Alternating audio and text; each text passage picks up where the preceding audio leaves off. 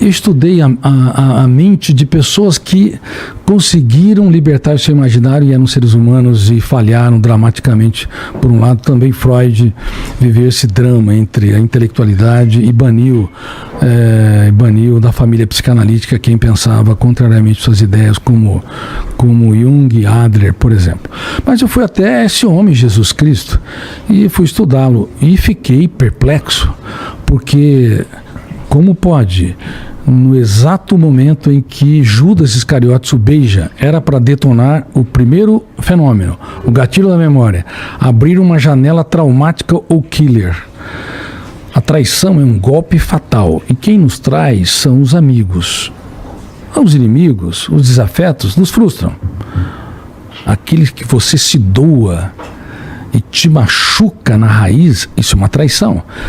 Se você não abre milhares de janelas com milhões de dados para dar resposta inteligente, ou você agride, como muitas pessoas fazem, ou você recua timidamente. E ali havia uma escolta de soldados. Era para ele ter uma dessas reações. Mas para espanto da psiquiatria, da psicologia, sociologia e psicopedagogia, ele olhou para o seu traidor e o exaltou. Ele o chamou de amigo, porque ele não tinha medo de ser traído.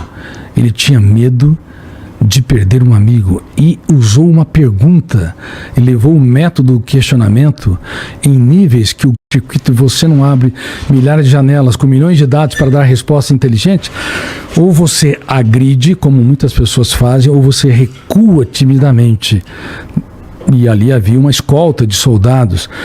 Era para ele ter uma dessas reações. Mas para espanto da psiquiatria, da psicologia, sociologia e psicopedagogia, ele olhou para o seu traidor e o exaltou. Ele o chamou de amigo. Amigo, porque ele não tinha medo de ser traído. Ele tinha medo de perder um amigo e usou uma pergunta e levou o método do questionamento em níveis que o grande questionador da filosofia, Sócrates, jamais imaginou. Amigo, por que você está aqui? Claro que ele sabia porque ele estava lá. Só que ele não dava respostas prontas. Ele queria que o ser humano encontrasse o mais importante endereço. Ele queria que os seus alunos elaborassem as suas respostas.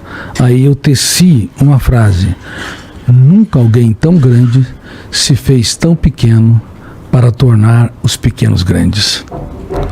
Então, para encerrar, Einstein era a maior celebridade da ciência, a primeira grande celebridade da ciência, internou seu filho e não o visitou. Freud, o grande construtor da psicanálise, com uma intelectualidade enorme e também muito sociável, porque escrevia milhares de cartas para os seus amigos, mas não conseguiu abraçar quem o contrariava em relação à teoria da sexualidade. Agora estava ali, o mestre dos mestres, sendo beijado por um aluno, porque na verdade era uma senha para a traição, e ele de fato o abraça. Ele dá tudo que tem para aquele que pouco tinha. Eu fiquei perplexo. E aí virou cristão? E virei um cristão sem fronteiras.